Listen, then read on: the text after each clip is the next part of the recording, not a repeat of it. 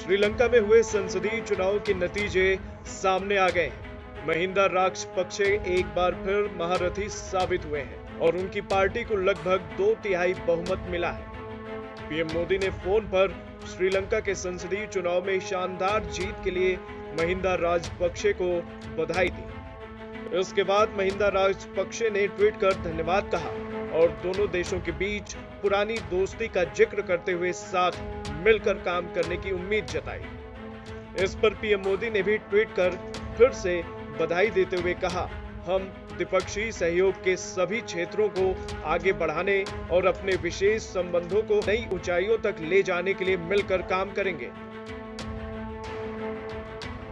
वहीं महिंदा राजपक्षे ने भी ट्वीट कर दोनों देशों की दोस्ती और संबंधों का जिक्र करते हुए कहा कि वे प्रधानमंत्री मोदी के साथ मिलकर काम करने की उम्मीद रखते हैं। महिंदा राजपक्षे करीब 10 साल तक श्रीलंका के राष्ट्रपति रह चुके हैं, लेकिन पार्टी में विरोध के कारण उनकी कुर्सी चली गई। फिर उनके भाई राष्ट्रपति बन गए और महिंदा खुद प्रधानमंत्री बन गए। इस बार चुनाव में जाते हुए श्रीलंका पोदुजना पार्टी का मुद्दा था संविधान में बदलाव का, जिसमें राष्ट्रपति और प्रधानमंत्री के कार्यकालों की संख्या में बढ़ोतरी, कुछ ऐसे कानून जो पहले से देश में लागू हैं उन्हें बदलने का मसला।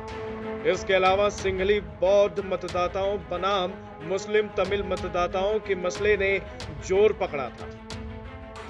चीन लगातार हिंद महासागर में अपनी पैठ तेज कर रहा है, साथ ही कई मोर्चों पर भारत को घेरने की योजना भी बना रहा है। फिर चाहे पाकिस्तान में बढ़ता निवेश हो, बांग्लादेश में पैर जमाने की कोशिश हो या फिर नेपाल को डराना धमकाना हो।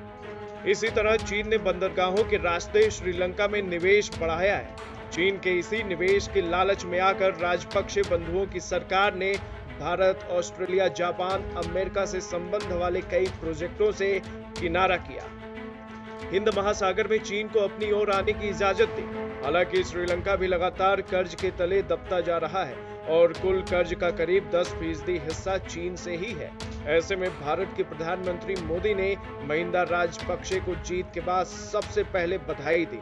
अब देखना होगा कि दोनों देशों के बीच आगे के संबंध किस तरह से आगे बढ़ते हैं, क्योंकि भारत और चीन के बीच लगातार संबंध बिगड़े हैं और उनका असर पड़ोसी मुल्कों के साथ भी संबंधों पर पड़ा है। लेकिन चीन की अतिक्रमणकारी नीति से श्रीलंका सतर्क है और फूंक फूंक कर कदम उठा रहा है। ब्यूरो रिपोर्ट, भारत तक।